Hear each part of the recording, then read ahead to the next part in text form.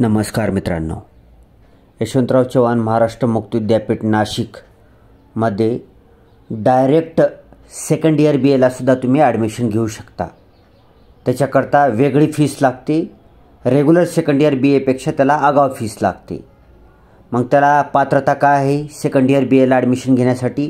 तर त्याचं एलिजिबिलिटी आहे की आपल्या यशवंतराव चव्हाण मुक्त विद्यापीठ सोडून इतर भारतातल्या कुठल्याही मान्यताप्राप्त विद्यापीठातून जर तुम्ही फर्स्ट इयर पास झाले असाल आणि तुमच्याकडे फर्स्ट इयर पास झालेला जर मार्क मेमो असेल आणि तुम्हाला सेकंड इयर YCMमधून करायचं असेल तर तुम्हाला करता येते।